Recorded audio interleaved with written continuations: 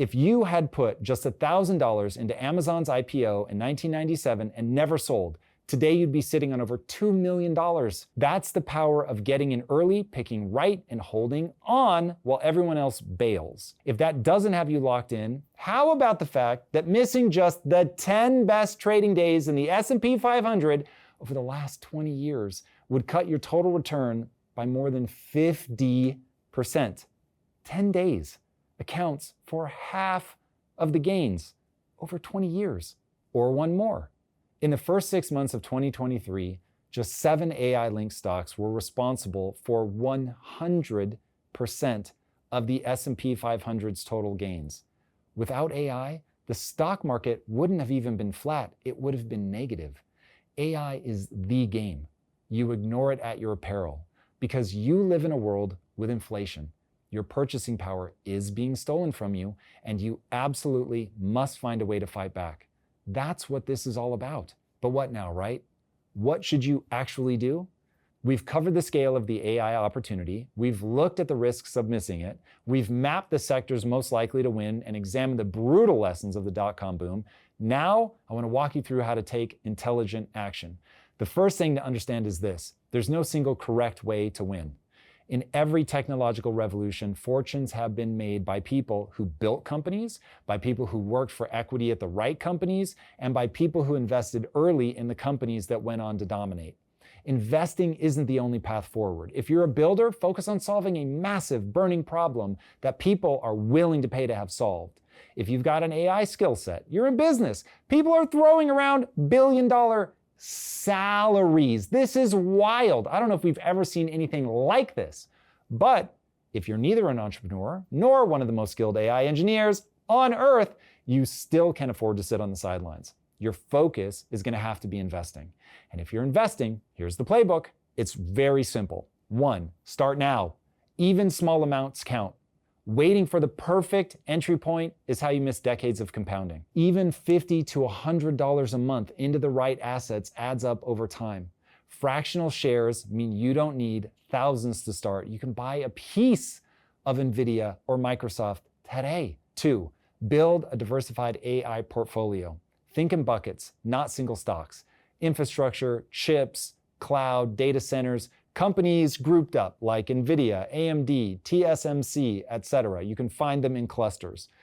Core AI models, the companies building foundational AI models like xAI, OpenAI, Google DeepMind, and Anthropic, and all of the other players that may come into the space.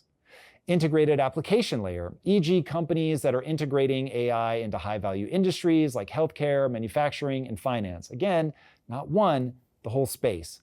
Picks and shovels, cybersecurity as a whole, governance, and developer tools that every AI company are going to need. You could also easily be broad and spread your money across multiple buckets. That way, even if an entire bucket flops, the other buckets will still carry you forward. 3, avoid leverage so you can play the long game. Margin and options make people feel like a genius on the way up because you're using somebody else's money. But it will wipe you out if there's even a temporary dip. You have to be so careful with leverage. Just like you would never take out a loan to gamble at a casino, don't ever take out a loan to gamble in the stock market. Now, that is not going to be common advice. A lot of people are going to tell you to do it on margin. But baby, oh baby, I'm telling you, that is how you get yourself in trouble. 4, use dollar cost averaging. Invest a fixed amount on a regular schedule, weekly, bi-weekly, monthly, whatever, regardless of the price.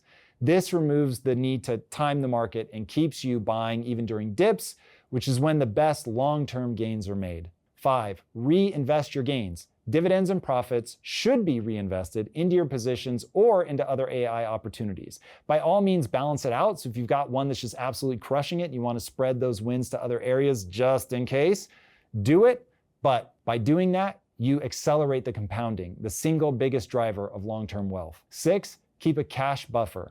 Never invest money you can't afford to leave alone for 5 to 10 years. Having 3 to 6 months worth of expenses in cash keeps you from panic selling when the market inevitably dips. 7, commit to staying in. Booms come with volatility. AI stocks are bound to have massive drawdowns as we move into the future. The companies that ultimately win will recover and surpass their previous highs. but that only helps you if you didn't panic sell. 8, remember the number one rule of investing: buy low, sell high. Now this has become a joke, but the truth is most people buy high and sell low. They get in on hype and then they sell on fear. Dollar cost average in. Hold for the next decade plus. No matter what's happening, that's the play.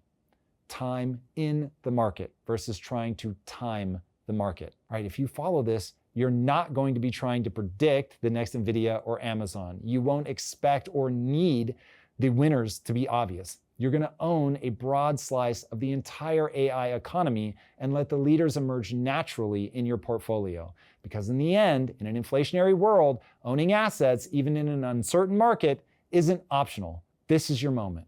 Pick your lane, get in the game, and stay there long enough to let the compounding work its magic. Moments like this really do not come around often, and when they do, they don't last. The last time we saw a shift this big, 1 million people became millionaires, not because they were the smartest, but instead because they were in the game when the market boomed, and they didn't have to panic sell when the market got rocky. They rode the wave all the way to the shore of Wealthy Island, and now it's your turn. AI is the new wave. It's bigger and moving faster than anything before it. You can watch it pass you by and spend the next 20 years wishing you'd taken action, or you can take a position now, wax your board, and get in the water.